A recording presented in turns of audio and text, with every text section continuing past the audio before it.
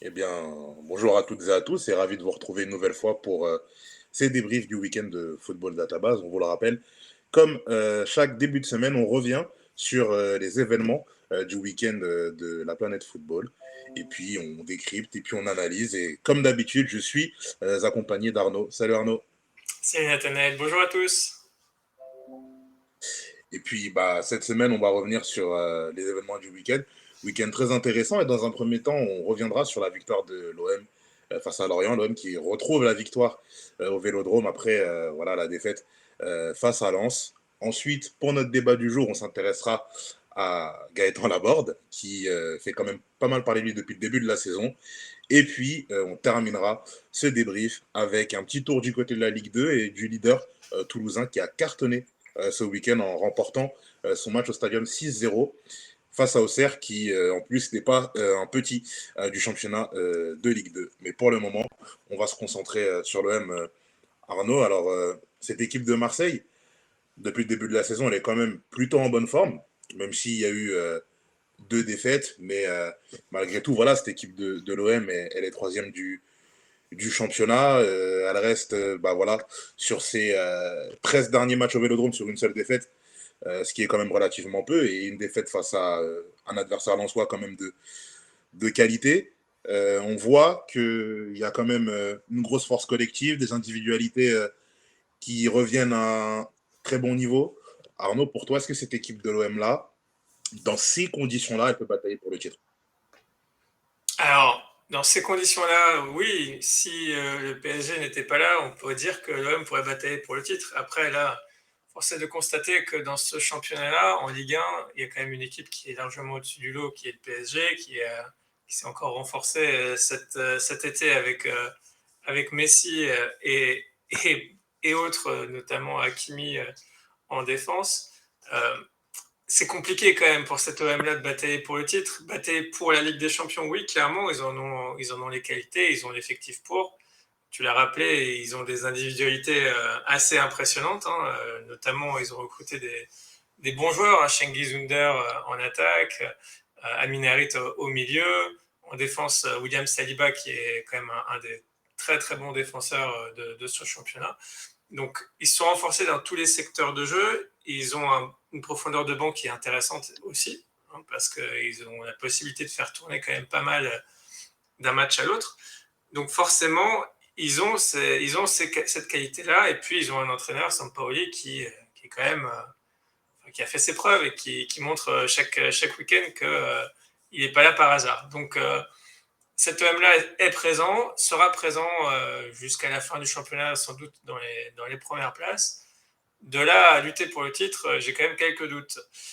Qu'est-ce que tu en penses, Nathanaël? Ouais, je te rejoins sur un fait qui est le suivant, c'est que la bataille pour le titre dépend très souvent de la forme du Paris Saint-Germain. On l'a vu la saison dernière, sans rien enlever au LOSC, hein, évidemment, qui a réalisé une grande saison en ne perdant que 3 matchs la saison dernière. Ce titre est aussi dû à l'irrégularité du Paris Saint-Germain et à ses 8 matchs perdus, il me semble. Donc voilà, il y a aussi cette donnée-là à prendre dans l'équation. Néanmoins, cette équipe de l'Olympique de Marseille, à mon sens, elle a tout pour être régulière au fil de la saison. C'est peut-être parfois ce qui a pu manquer lors de ces dernières années à l'OM, de la régularité et la perte de points qui ont pu coûter très cher en fin de saison. Je pense qu'aujourd'hui, au vu de l'effectif, de la qualité, du coach et même de l'engouement et de l'ambiance qu'il peut avoir du côté du Vélodrome, à mon avis, ce serait quand même un échec de ne pas retrouver l'Olympique de Marseille dans le top 3 à la fin de la saison. On a des individualités qui brillent quand on se dit qu'Arcadius Milik n'était pas là parce qu'il était blessé, que là maintenant il est revenu. Ça fait une arme supplémentaire en plus. Tu l'as Et dit il aussi, plante tu as ce parlé de week-end. Saliba et en plus qui met son 10e but en Ligue 1 depuis qu'il est arrivé en France. Tu parlais de Saliba, Saliba qui est nommé aussi parmi les derniers joueurs pour le Golden Boy. Donc ce n'est pas rien, évidemment. On attend de voir sur la longueur, mais à mon avis, cette équipe de l'OM, elle a quand même de quoi terminer très haut. Après, de là, aller challenger le PSG, je sais pas, j'ai envie de te dire que la semaine prochaine, il y a un Classico, que Marseille a un match en moins. Donc, si Marseille arrive à faire 6 points sur 6, l'écart se resserrera. Mais évidemment, Marseille ne dispose pas des mêmes ressources, peut-être en termes de qualité intrinsèque que le PSG, ce qui pourrait faire la différence en fin de championnat. Mais ça reste à voir aussi comment ils vont gérer avec l'Europa League, parce que la poule est pas du tout facile. Mais peut-être que justement aussi le fait d'avoir une poule un peu compliquée en Europa League avec des déplacements compliqués au Lokomotiv Moscou, à la Lazio et puis à Galatasaray, ça peut aussi leur permettre de justement garder un rythme pour aller jusqu'au bout. Je sais pas ce que tu en penses. Oui, alors après, il y a aussi une question de durée, hein. C'est-à-dire que là, on a fait 10 matchs, il y en a 38 dans une saison. C'est long. Et on l'a bien vu la saison dernière, comme tu l'as dit, avec Paris, qui s'est cassé les dents parfois sur des équipes qui étaient forcément moins fortes sur le papier, mais qui ont réussi à prendre et à grappiller des points et à permettre à Lille d'être champion. On voit que ce qui est quand même compliqué pour gagner ce titre de champion, c'est de tenir sur la durée.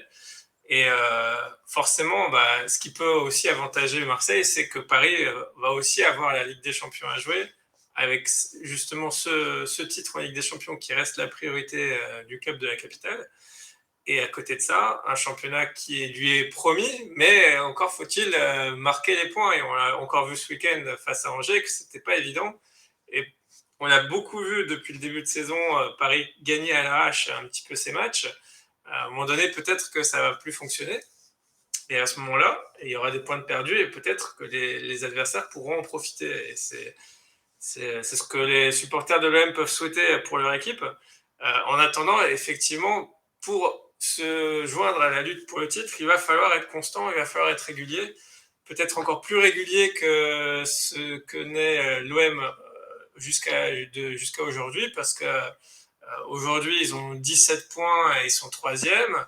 La saison dernière, ils étaient à peu près au même niveau, à 16 points. Ils ont terminé cinquième du championnat, donc ça prouve quand même que bien réussir un début de saison, c'est pas forcément suffisant pour terminer encore dans le top 3. Donc, il va falloir être régulier, il va falloir que tous les joueurs justement se mobilisent, y compris ceux qui ont été peu présents depuis le début de saison. Tu as cité Milik à juste titre, je pense que c'est un des meilleurs attaquants de notre championnat. Et donc, il va falloir le voir, il va falloir le voir à son meilleur niveau. Il ne faut pas oublier quand même que Marseille a affronté ce week-end Lorient, qui est une des équipes les plus faibles à l'extérieur depuis le début de la saison, qui n'a jamais gagné à l'extérieur cette saison. Et donc forcément, c'était peut-être un match un peu facile pour l'OM, et du coup, ça fausse peut-être un petit peu notre vision. Qu'est-ce que tu en penses, Nathanaël? Oui, évidemment, la performance de ce week-end, même si elle est aboutie, comme tu l'as si bien dit, elle est quand même à replacer dans son contexte. On sait que cette équipe de Lorient, elle a deux visages, un visage à domicile, où elle est difficile à manier, à battre, et un visage à l'extérieur, où c'est un peu plus compliqué pour les Lorientais. D'ailleurs, on ne sait même pas à quoi c'est dû ce double visage, mais quand tu dis que Under et Gerson n'étaient pas là et que Marseille a réussi à s'imposer 4-1, tu dis bon, il y a deux lectures. Si tu dis l'équipe a un effectif qui lui permet et un système qui lui permet de briller régulièrement, et d'un autre côté, on peut aussi se dire bah cette équipe de Lorient, elle est tellement en difficulté à l'extérieur qu'au final, est-ce que Marseille a vraiment dû forcer son talent pour s'imposer? Je sais pas. Après, comme tu l'as dit aussi, un championnat, c'est long, et à mon sens, prendre ce genre de points, c'est très important, et surtout de les gagner largement, hein, en gagnant avec 3 buts d'écart, mettant 4 buts à domicile, c'est bon pour la confiance, bon aussi pour l'effectif. Et quand tu vois un peu les individualités hier, tu dis, bon, bah, en tout cas, ils ont des joueurs de très haut niveau. Est-ce que ces joueurs de très haut niveau, maintenant, vont pouvoir maintenir ce cap de performance face au gros du championnat? On sait que c'est ce qui faisait un peu défaut à l'OM ces dernières années, même si la malédiction était un peu levée. Et puis même cette année, ils ont gagné 2-0 face à Monaco, qui est un concurrent direct pour cette équipe de Marseille. Pour toi, si tu devais ressortir une individualité de cette équipe, ce serait laquelle? Dimitri Payet, forcément, hein. C'est un peu le leader technique de l'équipe. Hier, il a encore fait la différence en réalisant un triplé de passes décisives pour la première fois de sa carrière, mais on sait que c'est un expert en la matière. Il a signé là que ses 3 premières passes décisives de la saison. D'ailleurs, il n'avait fait que marquer des buts jusqu'à présent. Payet, c'est quand même un peu le poumon et le créateur de cette équipe. Et on voit bien que quand il est dans une bonne forme et quand il répond présent, l'équipe elle est complètement transfigurée, quoi. Donc Franchement, c'est lui qui fait la différence. Après, il y a aussi donc Milik, hein, qu'on n'oublie pas, mais qui est encore un petit peu en dedans, à mon avis, qui n'est pas encore à 100% de ses capacités. Et puis, il y a le petit Matteo Guendouzi aussi, du haut de ses 23 ans, qui montre de plus en plus de qualité. Je pense que les appels de Didier Deschamps ont dû lui faire du bien, en tout cas dans la tête, parce qu'on voit bien qu'il joue relâché, qu'il joue avec plein d'envie et plein de talent. Là, son doublé d'hier, ça le place à 3 buts en 9 matchs de Ligue 1. C'est autant que son total de buts inscrits complet avant de signer à l'OM. Donc ça prouve quand même que là, il est en train peut-être de passer un cap en tout cas de faire plaisir aux supporters de l'OM, ça c'est clair. Ouais, bien sûr. Et je te rejoins totalement sur le fait qu'on a l'impression que Matteo Guendouzi est en train de passer un cap. C'est peut-être aussi ce qu'il lui fallait. Une équipe aussi, un club à l'image un peu de sa mentalité. Hein. Matteo Guendouzi, on a pu le voir du côté du Hertha Berlin, même du côté d'Arsenal. C'est quelqu'un qui ne se cache pas sur le terrain, au niveau de l'engagement, qui donne tout. Et à l'image de l'OM et même à l'image de l'entraîneur de manière générale, là, il est dans une mouvance qui lui ressemble. Donc, en effet, en ce moment, il est dans une grande forme, grande confiance. Peut-être qu'aussi les appels en équipe de France lui font du bien, d'autant plus que dans cette équipe de France, à son poste, à mon sens, aujourd'hui, et je ne sais pas si tu es d'accord avec moi, c'est un peu moins fermé qu'il y a quelques années, puisque Kanté est souvent blessé. Donc, on ne sait plus qui mettre à côté de Paul Pogba. Donc, voilà, après, bien sûr, il y a Chouameni, etc. Mais voilà, disons que la bataille est ouverte et puis de toute façon, on verra bien pour l'Olympique de Marseille. Passons à une autre individualité maintenant. Arnaud, on quitte l'Olympique de Marseille pour se concentrer sur un joueur qui, à mon sens, cartonne depuis le début de la saison et c'est l'attaquant du Stade Rennais, Gaëtan Laborde, qui est meilleur buteur du championnat actuellement, qu'on voit tenter de jolis gestes dans les surfaces adverses, donc signe d'un joueur en grande confiance. Arnaud, pour toi, si on arrête le temps tout de suite, à la J10, est-ce que c'est le meilleur attaquant de Ligue 1, le meilleur neuf? Alors, je sais qu'on va pas être d'accord là-dessus. Pour moi, Gaëtan Laborde, c'est un excellent joueur. Là-dessus, il n'y a aucun doute. Il fait un début de saison tonitruant et il est incroyable. Le but qu'il met encore ce week-end, il est juste hallucinant. Un toucher de balle assez incroyable et une réussite aussi assez exceptionnelle. Je ne suis pas sûr que s'il la tente 10 fois, il la mette 10 fois. En attendant, voilà, il a mis un magnifique but. Il est, comme tu l'as dit, un meilleur buteur du championnat avec 7 buts. Il a joué dans deux clubs hein, cette saison, à Montpellier et à Rennes, donc c'est pas évident non plus pour lui parce que bah, forcément il s'acclimate non seulement à une autre région mais à un autre club.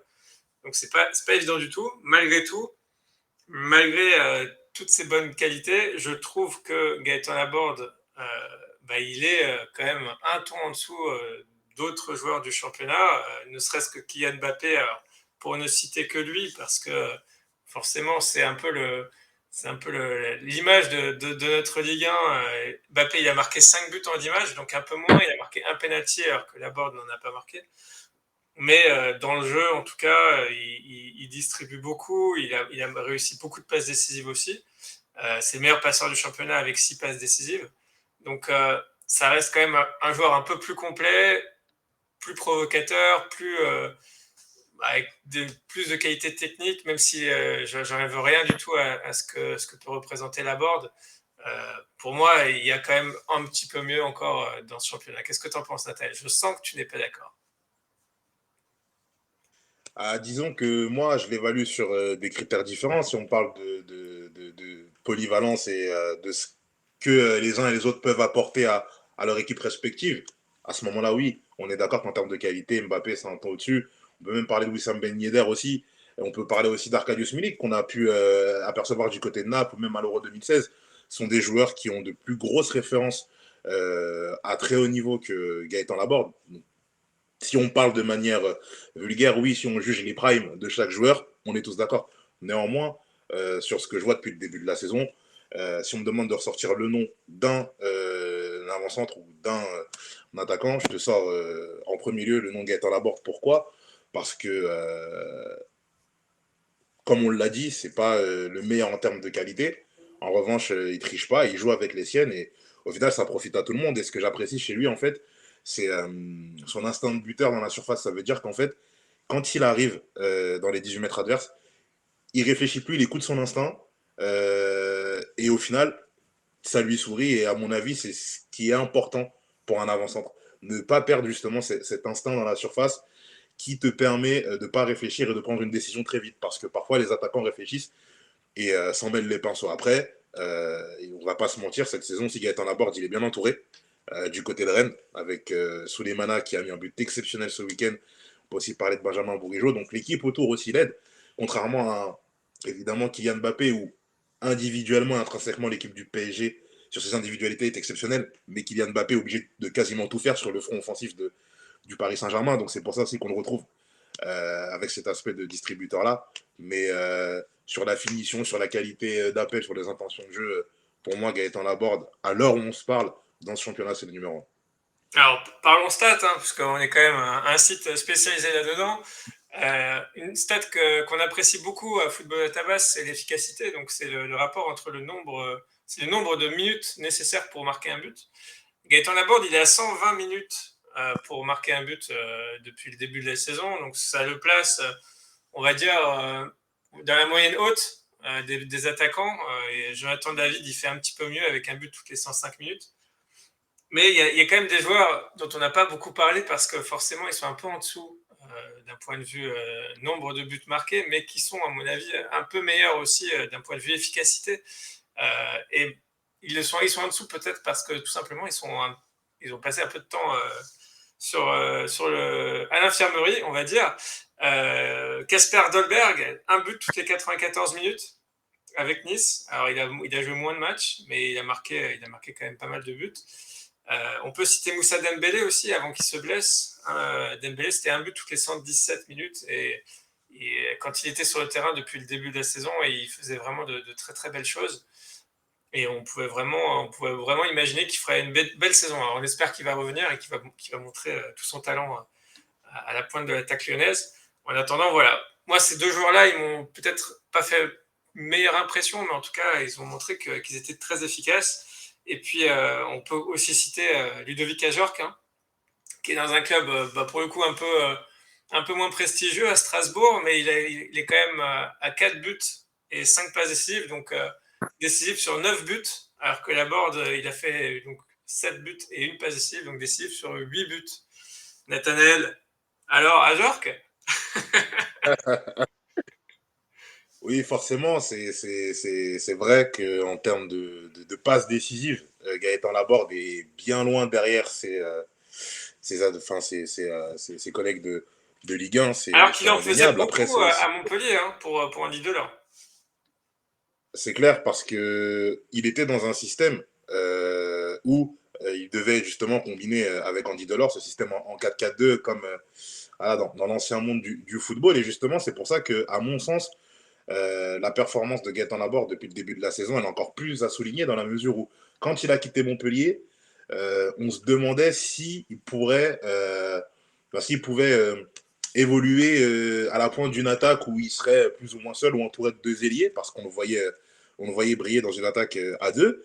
Et au final, quand on regarde cette saison, on voit qu'il a mis 7 buts en 10 matchs, 7 buts contre 7 clubs différents, ce qui est quand même non négligeable comme performance. Donc, je pense, à mon avis aussi, qu'il y a une progression du côté du joueur si on regarde l'ensemble des saisons passées.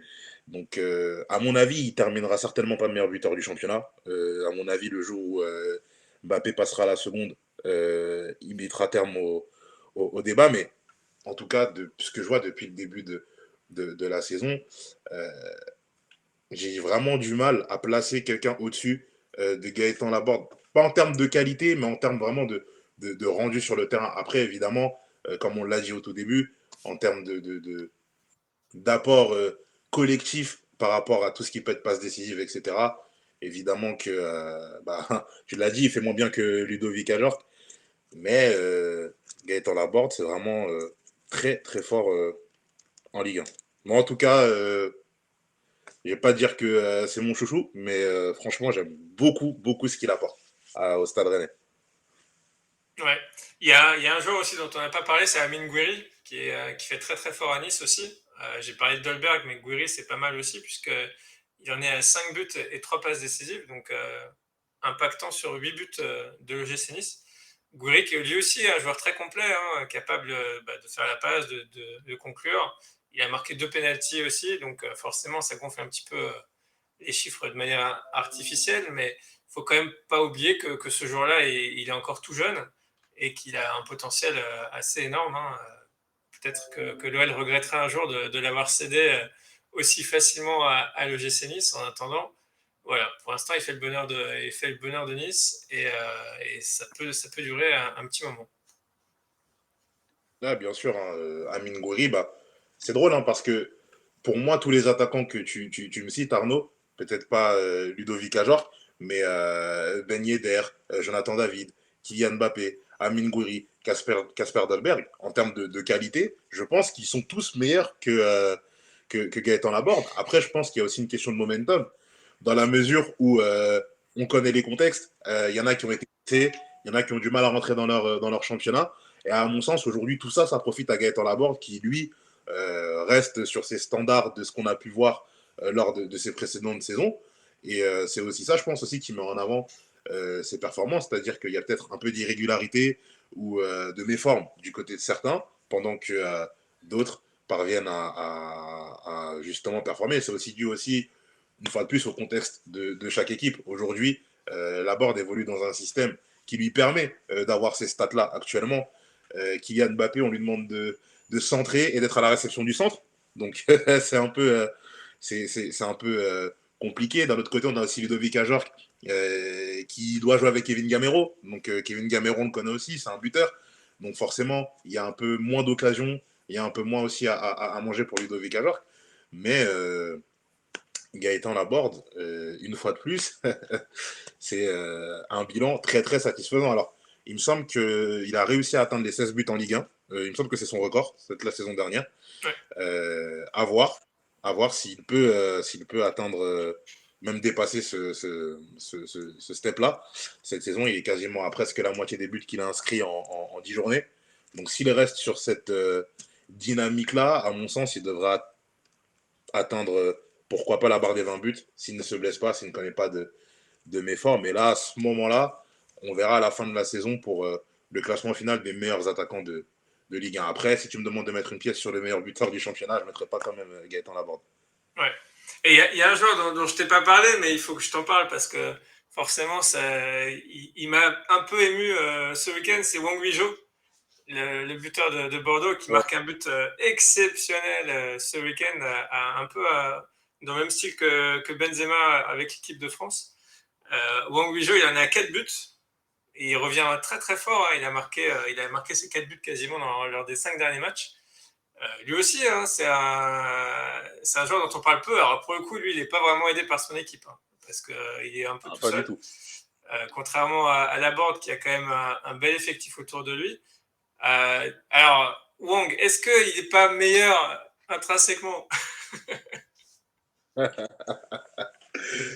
Ah, ça, je sais pas, Arnaud, mais tout ce qui est pour ce qui est de ses compagnons autour de lui, oui, forcément aussi, ça, c'est pas anodin d'être sur une série de 4 buts, si, surtout quand bah, tu es entouré de joueurs qui ont un peu voilà, du mal à s'exprimer autour de toi. Donc, ça aussi, c'est une donnée à mettre en évidence et ça prouve, à mon sens, une fois de plus, la qualité des joueurs offensifs de Ligue 1, des attaquants surtout. Et puis, ça, à mon avis, à l'image aussi du niveau de ce championnat cette saison. On a cité énormément d'attaquants. Il y en a qui sont encore, voilà, peut-être pas encore très bien rentrés dans leur saison, d'autres qui voilà, sont blessés et vont revenir.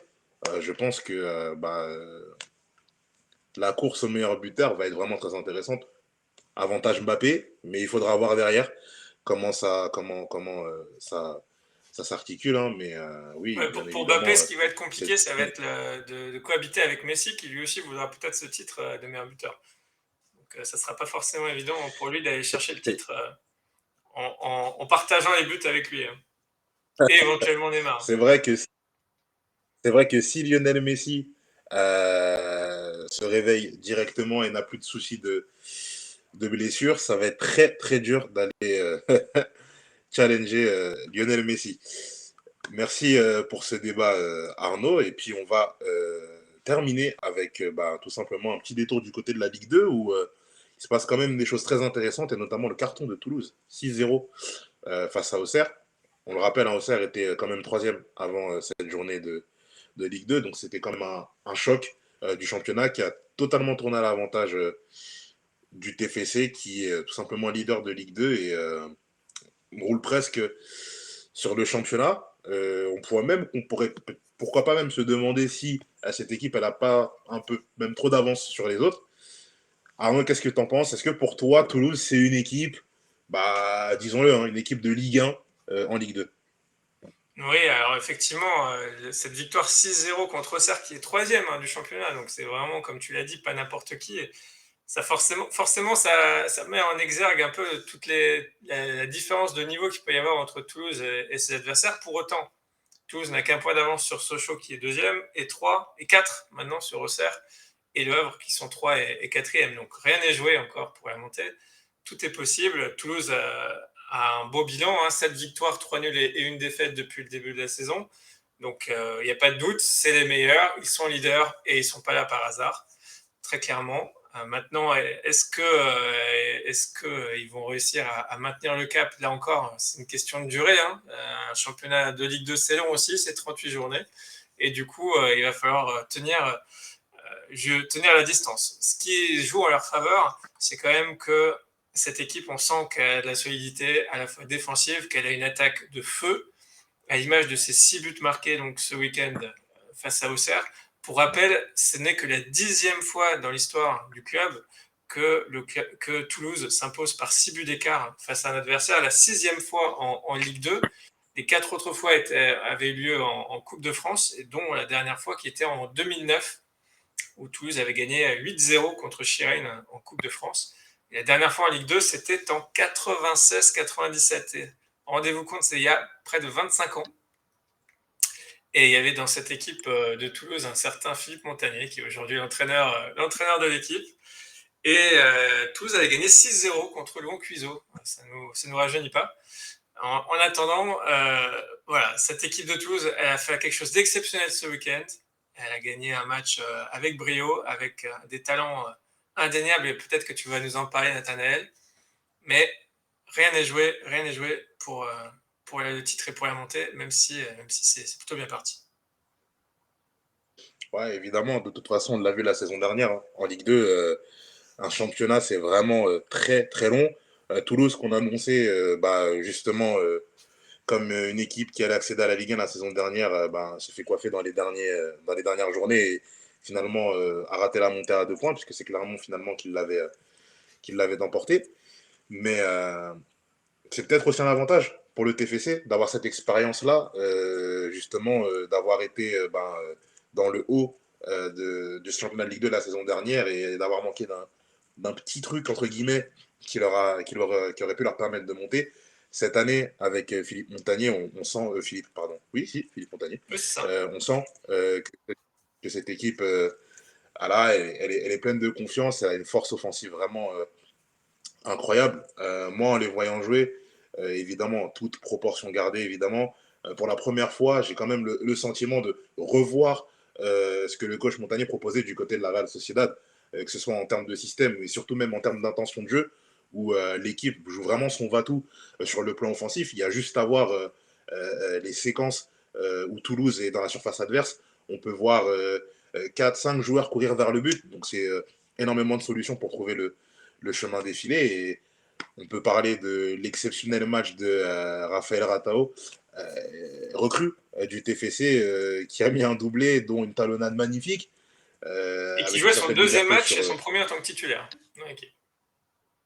Donc voilà, il n'a pas perdu, il s'est pas fait prier, Ratao, pour briller avec cette équipe de Toulouse, qui a directement été associée à Rhys Healey, joueur britannique qui a mis, lui, son 6e but en 11 matchs. Donc on sent que cette équipe, elle trouve son 11, elle trouve son équilibre. Elle a aussi une bonne profondeur de banc. Donc, à mon sens, elle a tous les ingrédients réunis pour aller jusqu'au bout. Après, Comme tu l'as dit, il faut faire aussi attention à Sochaux, qui est pour le coup beaucoup moins spectaculaire, beaucoup plus pragmatique. Une équipe qui marque pas beaucoup de buts. Hein. Sochaux qui en a mis que 13 entre guillemets depuis le début du championnat. C'est la sixième attaque de Ligue 2. En revanche, c'est une équipe qui prend quasiment pas de buts parce qu'elle n'en a pris que 9 en 12 journées. Donc peut-être que ça va aussi se jouer là. La première place, c'est la montée en Ligue 1. Mais quoi qu'il en soit, cette équipe de Toulouse, je pense, à mon avis, qu'elle voilà, elle a quand même de l'avance sur les autres équipes de Ligue 2. Après, a-t-elle le niveau Ligue 1?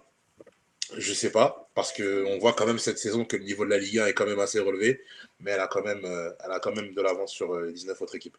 Ouais. Moi, j'avais un petit peu peur au début de la saison avec le départ d'Amin Hadi, qui était leur meilleur joueur. J'avais un petit peu peur que cette équipe ne soit pas capable de se renouveler justement et de trouver des bonnes ressources. Force est de constater que le recrutement à Toulouse marche plutôt bien. Toulouse qui est un des rares clubs aujourd'hui en Ligue 1 à faire appel aux stats, notamment pour leur recrutement.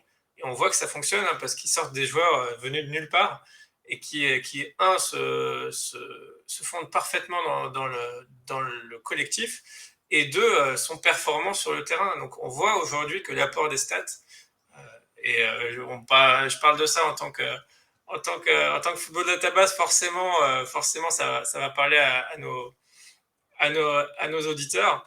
Euh, les stats aujourd'hui ont un impact majeur quand elles sont bien utilisées pour ne serait-ce que réussir son recrutement. Et Toulouse en est la preuve vivante aujourd'hui. Évidemment, on peut aussi citer l'exemple de Brentford en Première Ligue, hein, qui a, depuis quelques saisons, fait le choix de baser son recrutement sur les statistiques. Ça leur a permis de rejoindre la Première Ligue et aujourd'hui d'être une équipe quand même assez regardée en Première Ligue. Hein, beaucoup de regards sur cette équipe de Brentford qui propose pas mal de choses. Et du côté voilà, de nos championnats français, on a aussi Toulouse qui peut-être aussi retrouvera la Ligue 1 depuis, pour la première fois depuis 2020. Ils sont descendus en 2020. Voilà, c'est ça. Arnaud, merci beaucoup pour ce débrief très Merci à toi. intéressant. Merci à vous de nous avoir écoutés, de nous avoir suivis. N'hésitez pas à liker, partager ce débrief. De toute façon, le rendez-vous est pris. On se retrouve chaque début de semaine pour débriefer l'actualité. Arnaud, le mot de la fin. Abonnez-vous à notre chaîne YouTube. Comme ça, vous ne raterez aucun débrief. Et n'oubliez pas de consulter toutes les statistiques qu'on vous a proposées sur notre site footballdatabase.eu. Exactement. Merci à vous. À bientôt.